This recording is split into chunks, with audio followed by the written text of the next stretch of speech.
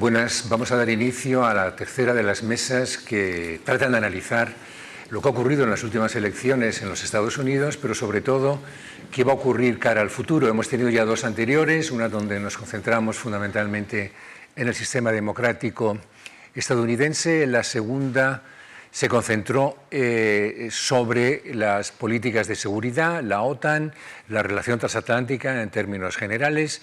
Y hoy vamos a ampliar mucho más el foco. Hoy el foco va a ser el globo y nuestra idea es también tratar de poder anticipar cómo se va a mover ahora no solamente los Estados Unidos, sino la comunidad mundial, qué va a ocurrir con la globalización, cuál va a ser la disputa por la hegemonía, lo iremos viendo.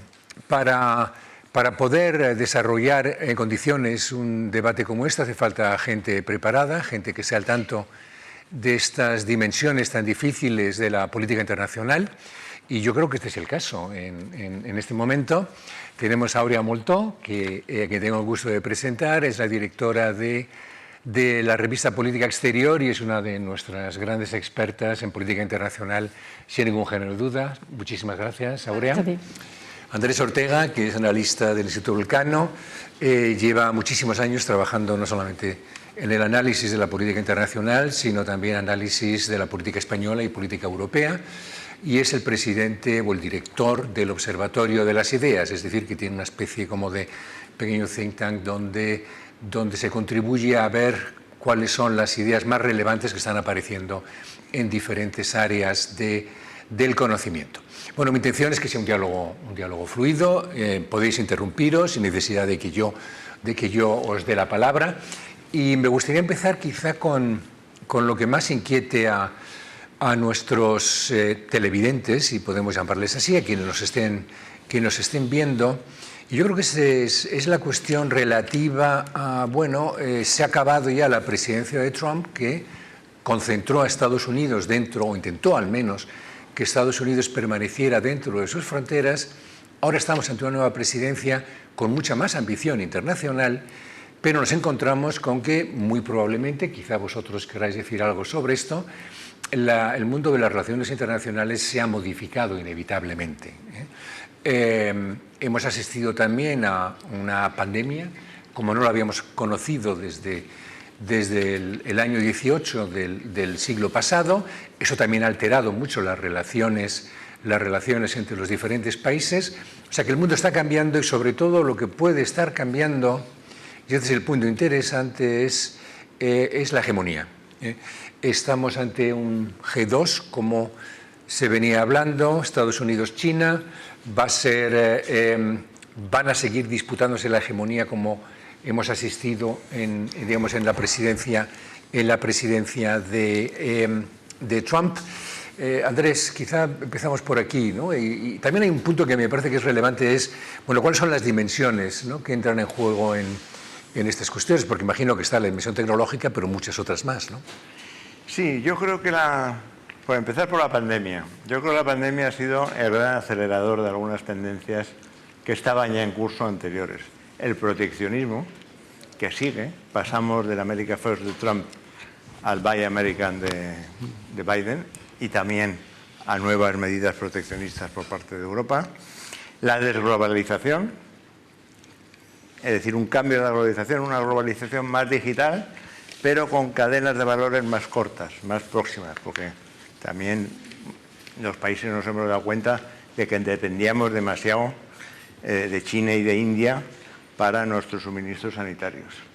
Y también lo que creo que es definitorio de estos años, o de estas décadas casi, que es la competencia entre China y Estados Unidos. Probablemente Trump le dio un impulso, pero es algo que ha calado en todo el espectro americano. Es decir, ya hay un acuerdo sobre eso, un consenso de que hay que competir con China y hay que competir en serio por parte de Estados Unidos.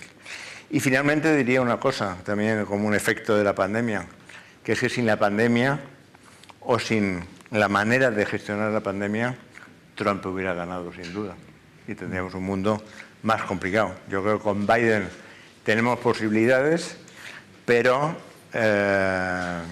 va a ser una gestión muy difícil. Bueno, por lo menos la pandemia tiene un efecto político, ¿no? Y, bueno, puede tener muchos efectos políticos.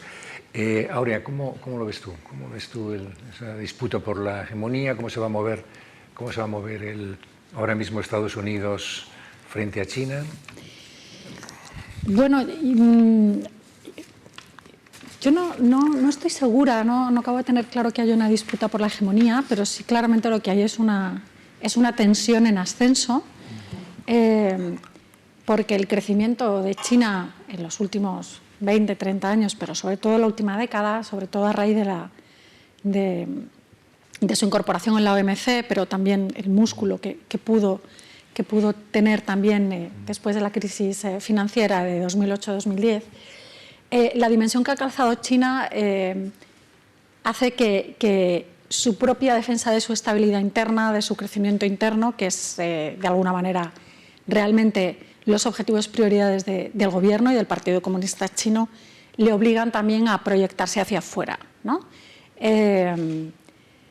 Entonces, esta tensión, esta dimensión que ha alcanzado China y la propia defensa de su estabilidad y sus intereses internos afectan, claramente entran en competición también con intereses de Estados Unidos en el mundo, y además también la manera en que China digamos que ha penetrado todo el sistema económico internacional de la mano de Estados Unidos también, ha afectado también a la propia estructura económica de Estados Unidos. Entonces hay una tensión donde el mantenimiento, digamos, del objetivo chino, del desarrollo económico, de su desarrollo social, de la estabilidad de la sociedad china, de alguna manera impacta en la propia estabilidad y en los propios objetivos de Estados Unidos. Y en este sentido lo que hay es una tensión creciente y una disputa que es casi inevitable, y que en el caso de China pues, se traduce en que ha definido muy bien cuál es su zona de influencia y la zona que necesita estable y bajo su control, que es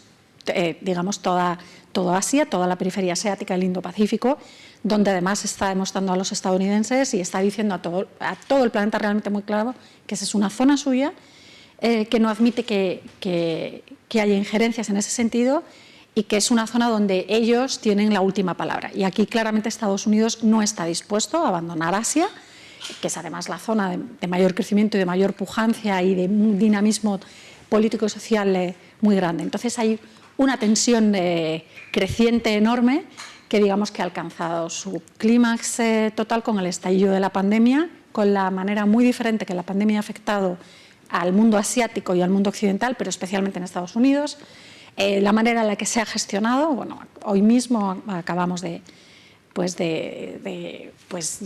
saber que Estados Unidos ha alcanzado el 500.000 de muertos, el país con mayor número de muertos en todo el planeta. Y esto, digamos, que ha dejado al descubierto esta tensión y las dificultades y la complejidad de resolverla, ¿no? Donde no valen esquemas pues, que hubo en tensiones hegemónicas pasadas, ¿no? Pues con la Unión Soviética o durante la Guerra Fría, ¿no? Ahora mismo es mucho más difícil contener esto y hay muchos más factores en juego.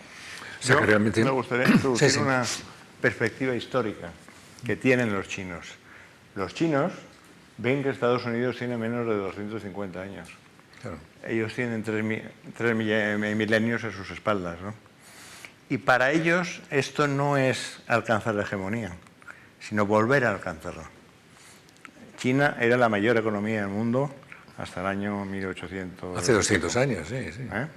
Luego entró en eso que ellos mismos viven o han vivido como un siglo de humillación.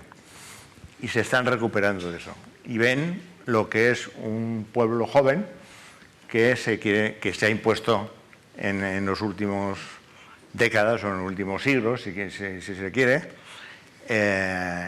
pero que a lo mejor no tiene los elementos para mandar en el mundo, como hubiera dicho Ortega y Gasset en la segunda parte de la Rebelión de las Masas, es quién manda en el mundo. Y él consideraba que Estados Unidos no estaba preparado todavía para mandar en el mundo, ¿no? Yo creo que esa visión que no tienen los americanos de muy largo plazo, hacia atrás y hacia adelante, también cambia las perspectivas de la manera de afrontar todos estos problemas. Yo creo que China quiere salir de esa humillación, convertirse en una superpotencia en todos los ámbitos, incluido, por supuesto, el tecnológico, y lo están consiguiendo, ¿no? ¿Tú estarías de acuerdo en que lo están Sí, consiguiendo? sí estoy de acuerdo, y sobre todo es evidente que la perspectiva histórica y la recuperación y el objetivo de superar ese siglo de humillación está ahí, pero también incluso mirando hacia adelante, hacia el futuro, está también esta perspectiva histórica y este largo plazo que a nosotros nos resulta tan difícil de gestionar, pues nuestras propias dinámicas sociales y nuestras dinámicas políticas y electorales, ¿no? Y ellos, pues este año, por ejemplo, China conmemora el centenario del Partido Comunista Chino, ¿no? Y ellos tienen un objetivo que es para el año 2049, cuando se conmemoran también los 100 años de la Revolución, quieren haber alcanzado ya, digamos, ese estatus, si no hegemónico, sí desde luego de potencia indiscutible económica, social, en su región, con capacidad de influir en todas las estructuras internacionales que en el último siglo han de alguna manera organizado el sistema y el mundo, ¿no? Entonces, no solo ellos contemplan el mundo con una perspectiva histórica más amplia, sino que además también saben proyectar su futuro también con esta visión más a largo plazo y más histórico, o sea, de dónde vienen y hacia dónde quieren estar, ¿no? Y hoy en día pues parecería dificilísimo encontrar un político, un estadista en Estados Unidos o incluso en Europa que sepa explicarte sin ambigüedades, sin un lenguaje blando lleno de clichés, dónde quiere ver a su país o incluso a Europa en 2049, ¿no? Y realmente esto está a la vuelta de la esquina. Hombre, los chinos tienen la gran ventaja de que pueden programar a largo plazo, cosa que normalmente los países democráticos es un lujo que muy difícilmente se puede permitir porque digamos, la política es muy cortoplacista, hay que estar preparándose para las siguientes elecciones y por tanto eso no le resulta tan sencillo. Pero bueno, ¿qué puede hacer Europa a este respecto, ¿no? ¿Europa puede inclinar la balanza hacia Estados Unidos, con lo cual estaríamos hablando de Occidente frente a China, que claro, la cosa cambia mucho si hablamos exclusivamente de Estados Unidos que si hablamos de Occidente, ¿no?, frente a China? O por el contrario, ¿pensáis que igual es una cuestión, diríamos, que se dirime entre dos grandes superpotencias, en este caso la China y Estados Unidos? ¿Tú qué crees? Bueno, volviendo a lo que decías ahora, yo creo que Europa es el contraejemplo del cortoplacismo, ¿no? Europa se ha construido siempre fijándose metas que luego a veces no se alcanzaban, otras veces se alcanzaban antes, otras veces se alcanzaban... Bueno, la Unión Europea, pero no los estados de la Unión Europea. La Unión Europea. Y lo que tenemos ahora en Europa es quizá una visión falsa de lo que es Europa. No hay política exterior europea. No hay política exterior hacia China, aunque yo creo que se ha perdido gran parte de la naivete, como dice Macron, hacia China, ¿no?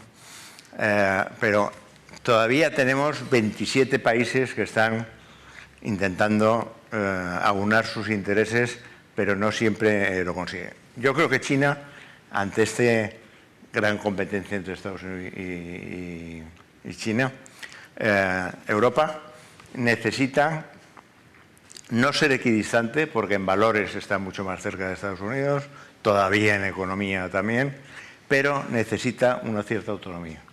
Algunos lo llaman soberanía estratégica, eso. ¿Y qué se necesita para eso? Primero, invertir. Invertir en el terreno militar, invertir en el terreno tecnológico, no quedarse atrás, y en algunas cosas Europa se ha quedado atrás.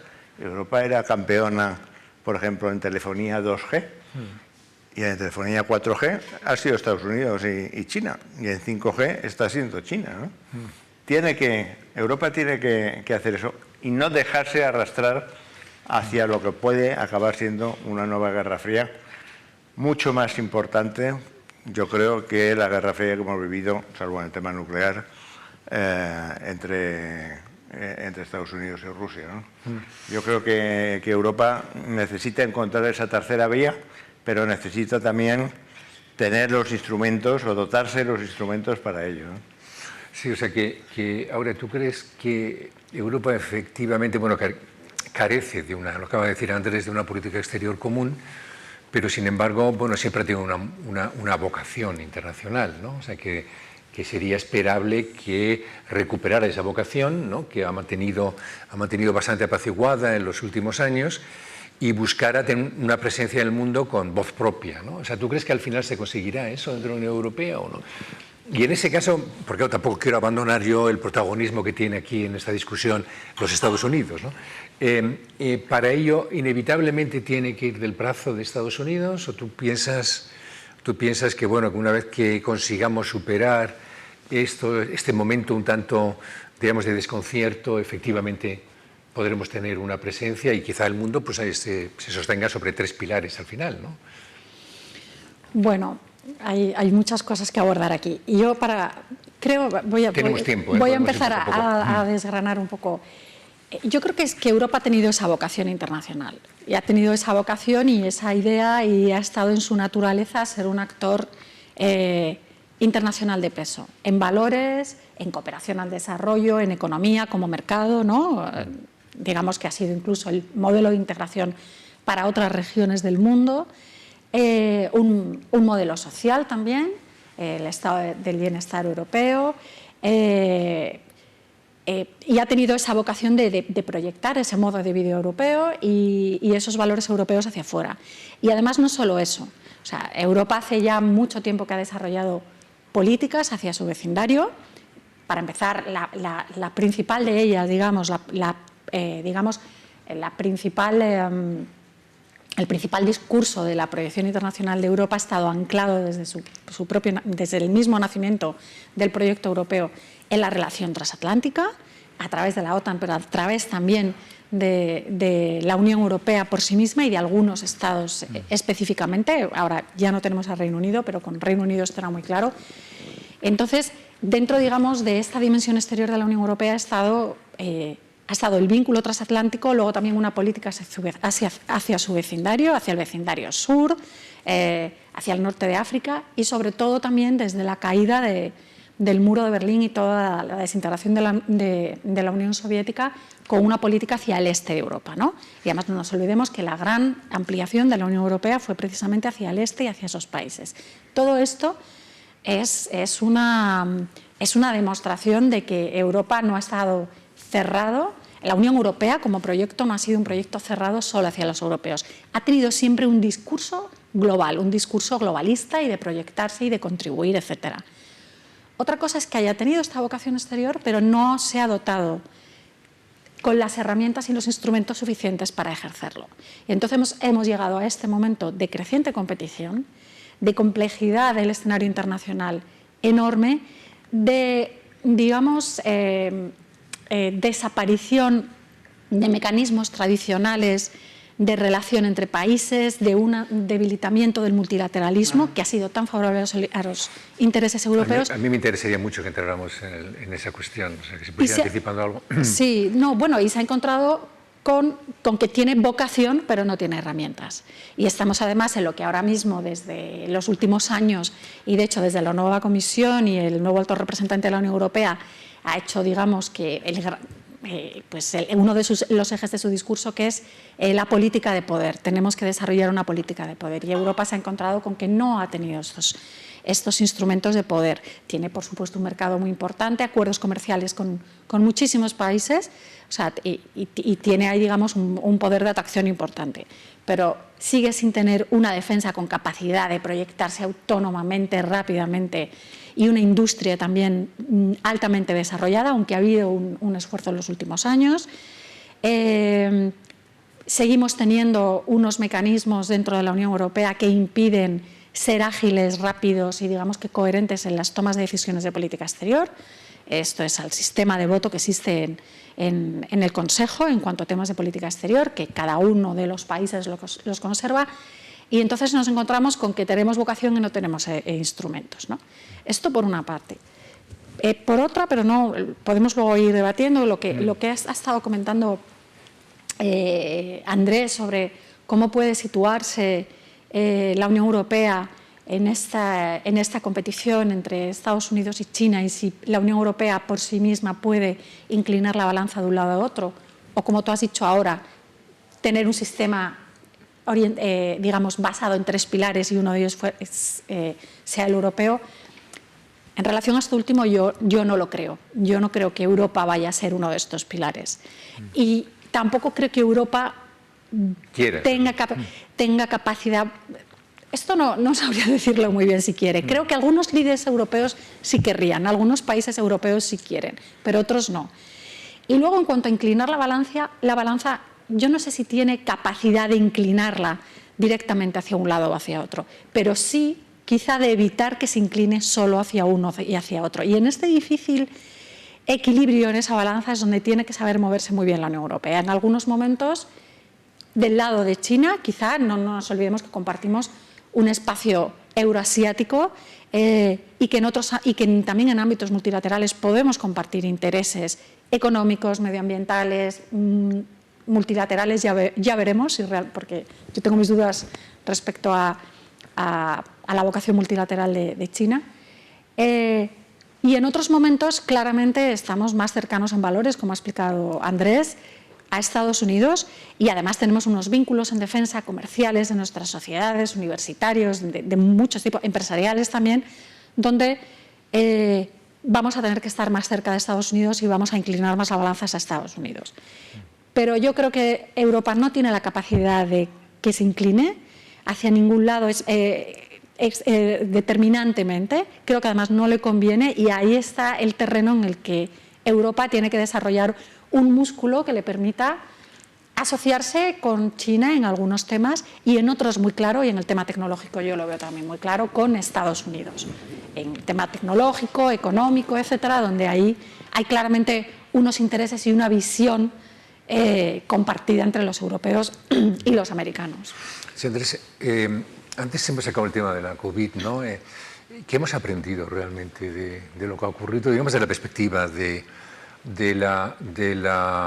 las interdependencias, ¿no? O sea, lo que está claro es que hemos tomado más conciencia de nuestra vulnerabilidad, ¿no? Mutuamente asegurada, en cierto modo, es decir, que nadie puede estar exento de toda una serie de peligros. Esto es algo de lo que nos venían recordando todos los, digamos, los que estaban promoviendo medidas globales para combatir el medio ambiente, ahora para combatir las epidemias.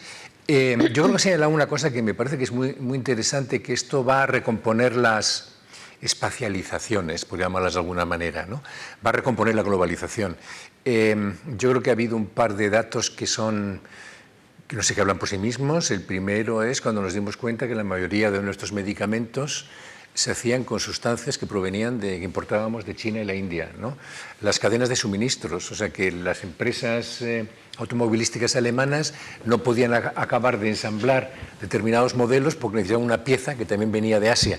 O sea, esto no va a provocar algo así como una recomposición de la globalización, creando grandes núcleos regionales que se constituyen a partir de lo que podríamos llamar, pues no sé, la confianza mutua, por ejemplo. Y ahí yo creo que también eso abonaría una mayor cooperación entre Estados Unidos y la Unión Europea, ¿no? O sea, que en Europa tiene que haber inevitablemente fábricas de esos productos que eventualmente pueden ser imprescindibles para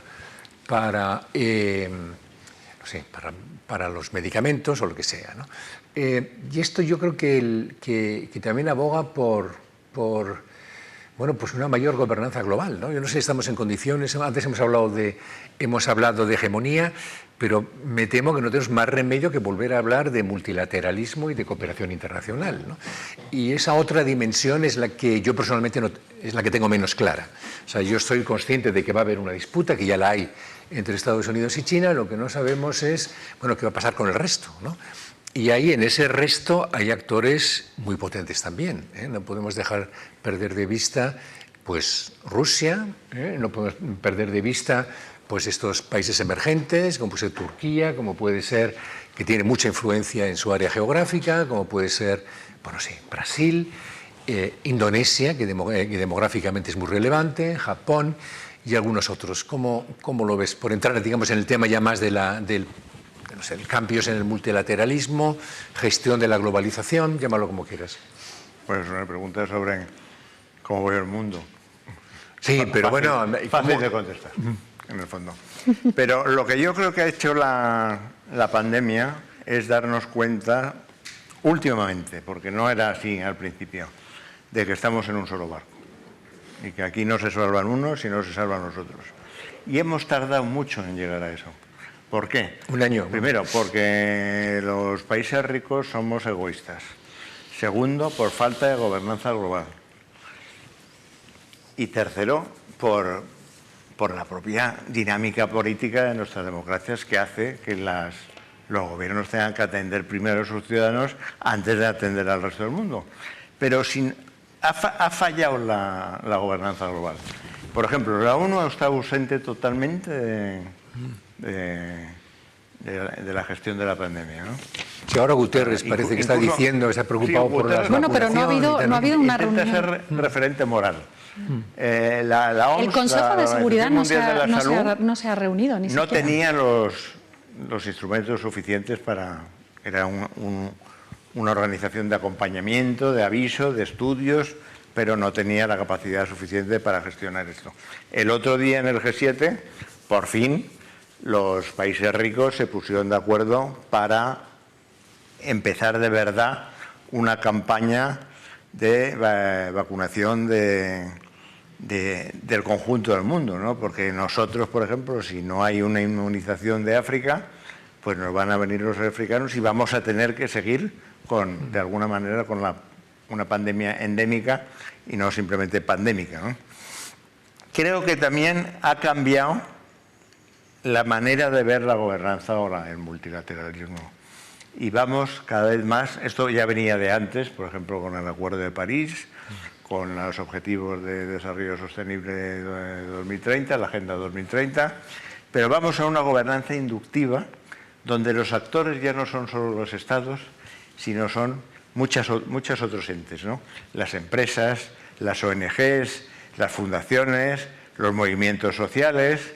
Y voy a dar solo un ejemplo. Cuando Trump retira a Estados Unidos de la Organización Mundial de la Salud, el primer financiador, el primer donante a la OMS del mundo es la fundación Bill Gates y Melinda, ¿no? Bill y Melinda Gates. La sociedad civil de Estados Unidos. Eso quiere decir que tenemos que avanzar hacia eso. O sea, no va a haber una gestión de la pandemia sin eso. No ha sido posible las vacunas sin una cooperación, hasta cierto punto, porque también había competencia comercial, pero sin una cooperación científica global, ¿no? Y yo creo que todo eso ha cambiado la idea de que, eso que decía al principio, de que estamos en un mismo barco. Yo creo que la pandemia nos ha hecho ver que tiene todo esto mucho que ver con la protección del medio ambiente y la recuperación del medio ambiente para todos, ¿no? Y casi todos los países, incluido China, están lanzando campañas contra los gases de efecto invernadero y ese tipo de cosas, ¿no? Es decir, que yo creo que sí se está avanzando, pero no de una forma que lo veamos claramente, porque no hay nuevos tratados, no hay nuevo multilateralismo clásico. Hay que adaptar las instituciones que existen a las nuevas realidades mundiales, por ejemplo, haciendo participar mucho más a los asiáticos, incluido China, que eran instituciones que se habían creado a raíz de la Segunda Guerra Mundial. Estados Unidos tuvo un papel preponderante en eso, ¿no? Y fue muy útil, pero que han cambiado de significado y tienen que cambiar de manera de proceder y dotarse de nuevos instrumentos. Yo creo que yo llamaba a todo esto el multilateralismo inductivo, o la gobernanza inductiva, que es no solo de arriba abajo, de los estados hacia abajo, hacia las organizaciones internacionales y hacia la sociedad civil, sino todos juntos, porque los problemas son otros y mucho más complejos. Sí, yo estoy muy de acuerdo con esta visión que dice Andrés, y yo creo que no sé si es... ¿No preferirías llamarlo transnacionalización, ¿no?, en vez de internacionalización? O sea, que ahora el mundo global va a depender menos de lo internacional en el sentido de internaciones entre Estados y más de sociedades, ¿no?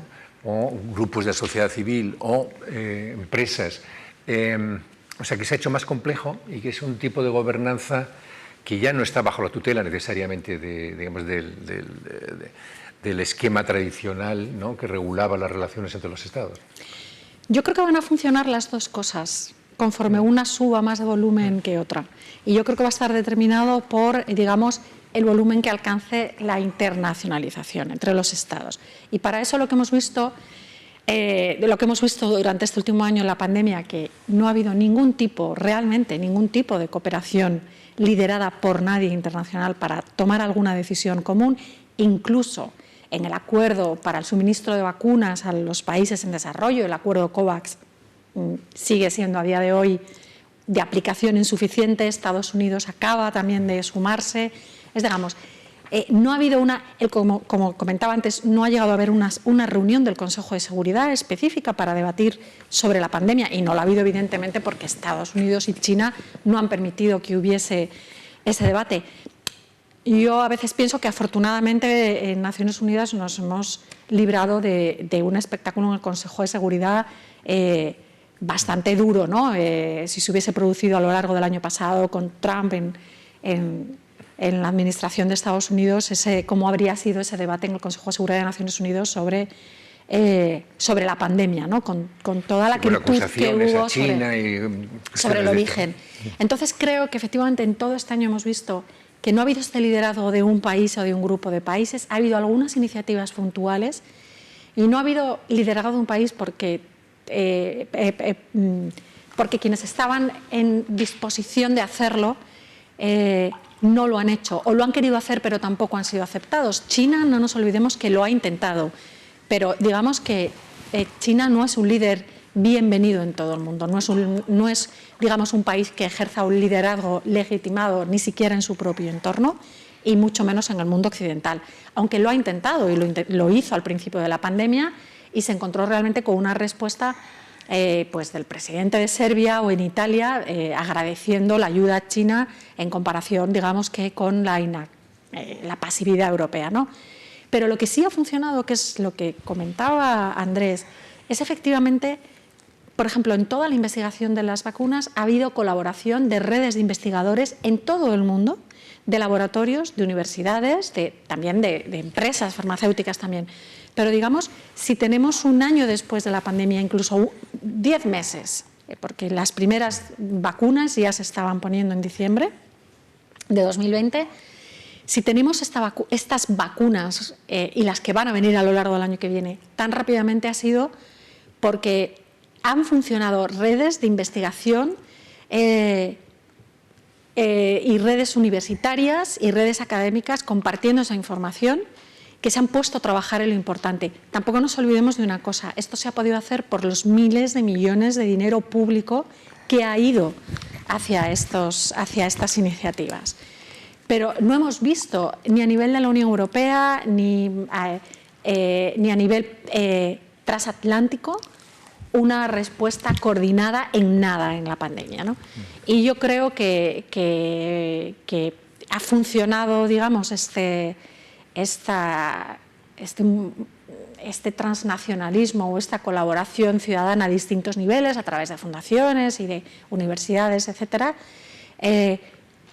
ha funcionado perfectamente y seguirá funcionando en otros ámbitos. Y por lo menos esto, digamos, que es un músculo que hemos ido desarrollando en los últimos años y que está ahí y que además es transnacional. Sí, pero hay una diferencia entre el subsistema de la ciencia, que obviamente, pues casi por definición es universalista, es decir, verdad no hay más que una, y entonces es la verdad científica, digamos que todos colaboran por descubrir la verdad científica. Es decir, ahí no entran diferencias impuestas por rasgos culturales específicos, etcétera. Eso trasciende todo. Pero claro, el problema al que seguramente nos vamos a enfrentar, y esto significaría entrar en otro tema que también yo creo que es bastante inmenso, es la cuestión de que, claro, la sociedad global es una sociedad donde existen democracias, pero donde existen también autocracias. Es decir, aquello de finales de los 90, de que ya la única forma de gobierno legítima iba a ser el sistema democrático, que se había acabado la historia, eso ha pasado, ¿eh? Y claro, esto nos obliga a volver otra vez a Estados Unidos, a Biden en particular. Andrés, empiezo por ti otra vez, que es el tema de bueno, ¿tendrá Biden interés inmediato para cumplir con ese compromiso de crear algo así como una alianza de democracias, o tratará de predicar, diríamos, las virtudes de la legitimidad democrática en el mundo, o por el contrario, hoy por hoy va a ser más cauto, se va a centrar mucho más en la política interior? Hay que tener en cuenta que dentro de 2 años ya pues, se someterá a examen, ¿no?, con las elecciones de midterm. ¿Hasta qué punto eso en el fondo no es una prioridad, o sí puede serlo, para el nuevo presidente de Estados Unidos? Bueno, es una prioridad porque era una prioridad cuando era vicepresidente, era una de sus obsesiones, y cuando dejó de ser vicepresidente en los últimos 4 años de Trump, incluso como candidato, ¿no?, la defensa de la democracia. Yo creo que un problema es que los dos que más pesan en el mundo, o ante los dos que más pesan en el mundo, que son China y Estados Unidos, hay una enorme desconfianza, como señalan las encuestas. Ahora todo el mundo está entusiasmado con el discurso multilateralista, transatlántico, de recuperación de las relaciones transatlánticas, eso de Biden, por ejemplo, en la conferencia de Múnich. Pero hay una desconfianza. Hay una desconfianza en China por la manera como ha gestionado la pandemia al principio. Hay, por otro lado, una cierta confianza porque la economía china es la que más rápidamente se ha recuperado, lo cual indica la importancia del Estado en general. Yo creo que esta crisis también ha puesto de manifiesto que cuando hay una crisis grave los Estados intervienen y hacen política, y eso es importante. Y con Biden hay dudas, yo creo, por parte de los líderes europeos y otros, de si el paréntesis fue Trump o el paréntesis va a ser Biden. Y como dices tú, lo vamos a saber muy pronto, en noviembre del año que viene, porque todos los presidentes demócratas han perdido la mayoría del Congreso en el primer midterm election, y entonces han cambiado, ¿no? Yo creo que todo el mundo está esperando a ver qué hace Biden en estos 18 meses, que es que tiene 18 meses para poner en práctica su agenda nacional e internacional, no más, y después ver. Yo creo que si los demócratas vuelven a ganar o avanzan en su control del Congreso de Estados Unidos, habrá todavía más confianza en Biden y su equipo y en general en Estados Unidos. En cuanto a esta idea de una conferencia de democracias y eso, bueno, es un problema, es una obsesión de Biden, pero es un problema que empieza por a quién invitas y a quién no invitas, ¿no? Claro, porque eso significa definir quién es demócrata y quién no lo es. A la India, que es demócrata, pero está en manos de un autócrata. Invitas a Hungría. Invitas a Turquía, que le pasa lo mismo, ¿no? O a Polonia. Yo creo que, además, él, más que de una conferencia de democracias, de lo que hablaba, por lo menos antes de llegar a la Casa Blanca, era de una conferencia para la democracia, ¿no? Es decir, de buscar sistemas para reforzar la democracia. Aunque la gran pregunta que creo que hay detrás de esto es si realmente las democracias se pueden debilitar tratando con no democracias, como China o como otros, ¿no? Yo creo que esa es una cuestión a la que no hemos respondido. Es decir, podemos tener relaciones bastante intensas con China sin miedo a que eso socave nuestra democracia. Bueno, es una pregunta abierta, ¿no? ¿Lo ves así? Bueno, yo creo que lo primero que nos tenemos que preguntar es ¿para qué esta cumbre de las democracias, ¿no? No es la primera vez que ha habido iniciativas, ¿no?, en torno a agrupar, aglutinar a países democráticos para presentarse de determinada manera en el mundo, para perseguir, digamos, dotarse de una legitimidad extra, ¿no?, ante el mundo, ¿no? En este caso hay que preguntarse por qué y quiénes están ahí. Por dos razones. Primero, porque este debate sobre las democracias no lo tienen todas las democracias. Es un debate muy de Estados Unidos y muy en Europa también, en la Unión Europea, pero sobre todo en Estados Unidos, por muchos problemas internos. Pero hay otros países democráticos como Canadá, como Australia, como Corea del Sur, que hay que preguntarse si realmente tienen necesidad, digamos, de hacer este psicoanálisis a la democracia colectivo, o si de alguna manera lo que va a hacer es exponer aún más, digamos, las contradicciones que inevitablemente tiene un sistema democrático, que es además un sistema para gestionar esas contradicciones y esas opiniones discordantes. Eso por un lado.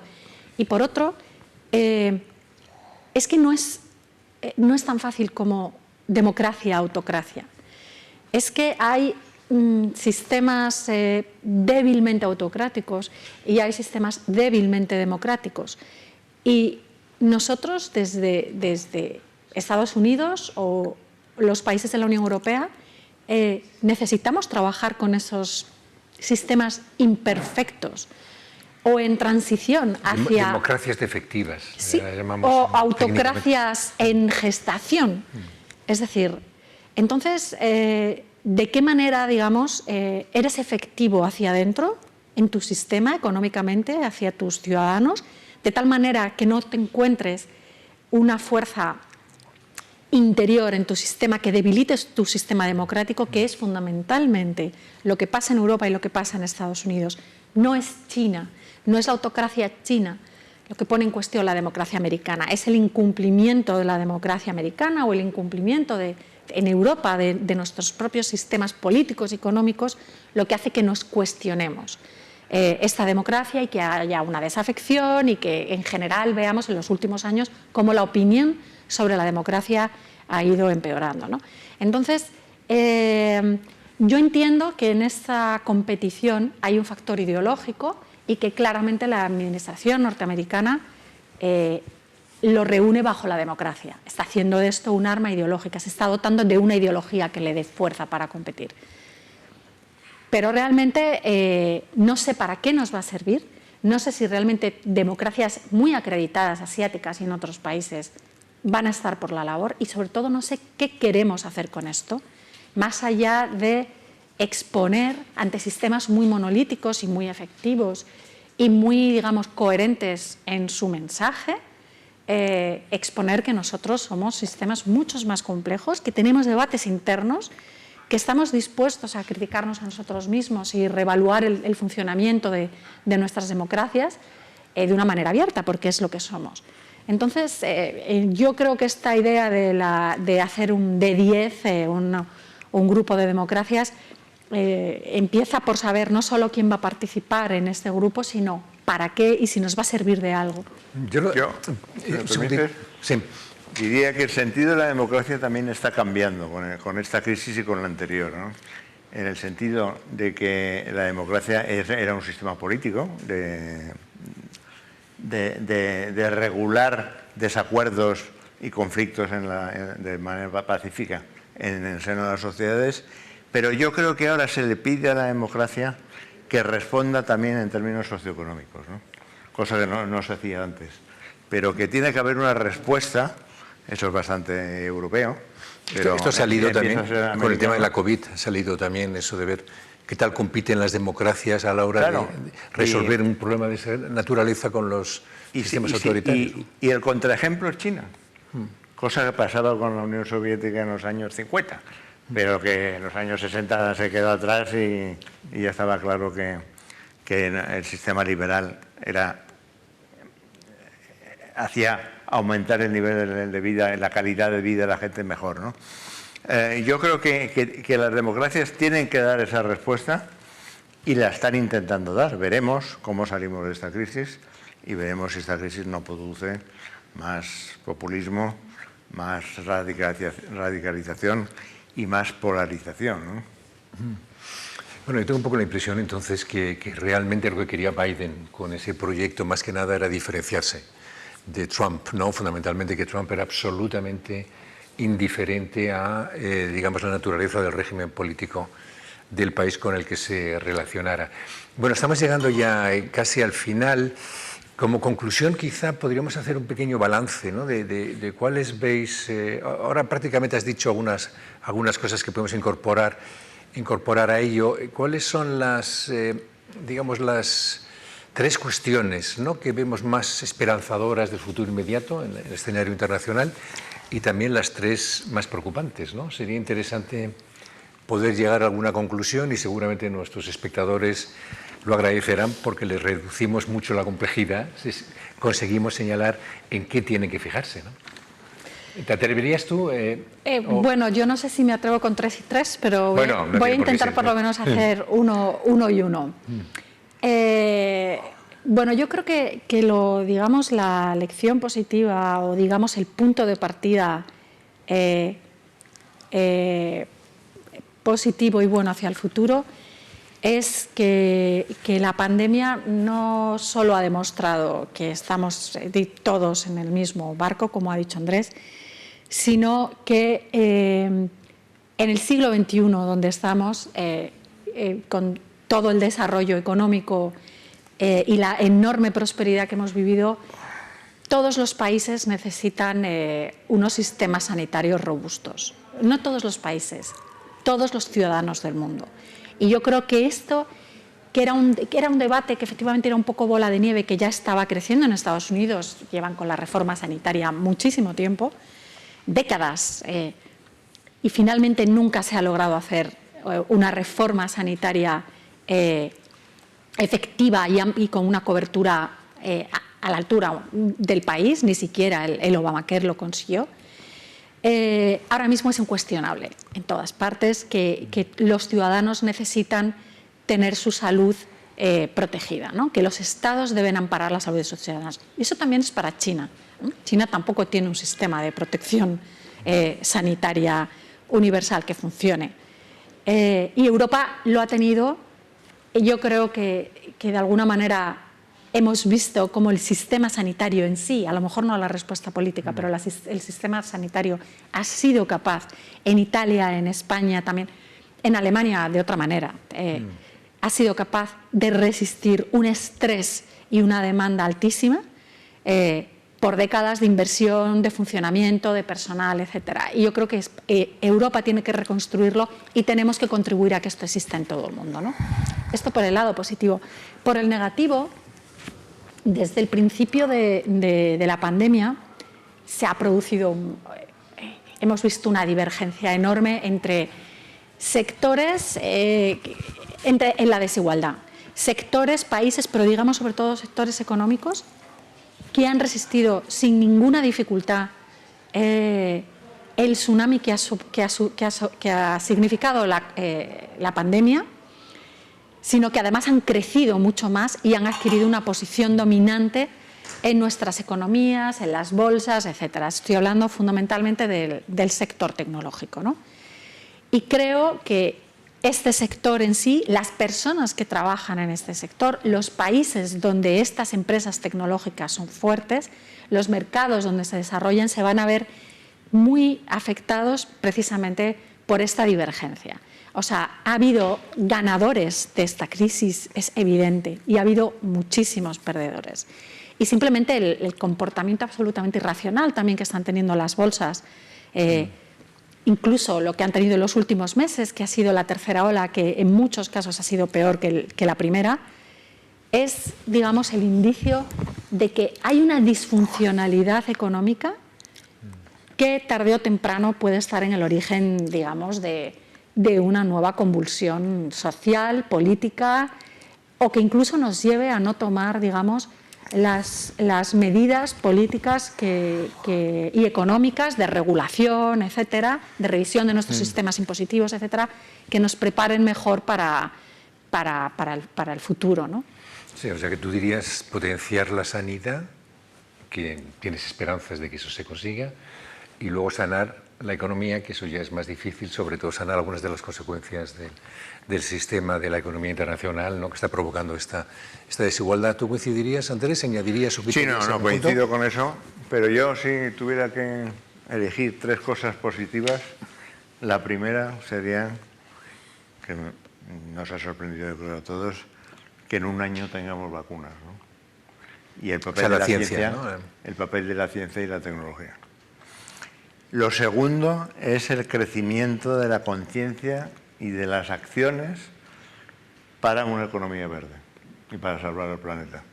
Veremos si se consigue o no, porque hay muchos intereses en juego, eso, pero el cambio en 3 años ha sido brutal, ¿no? Y eso yo creo que es positivo.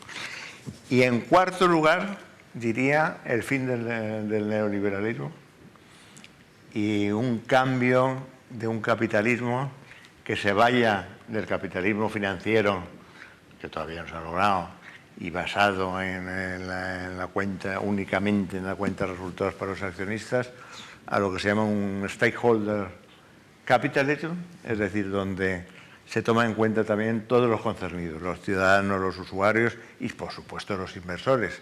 Y de ello se ha hablado en la cumbre más capitalista que hay, este año ha sido virtual, debido a la pandemia, que es el foro de Davos, ¿no?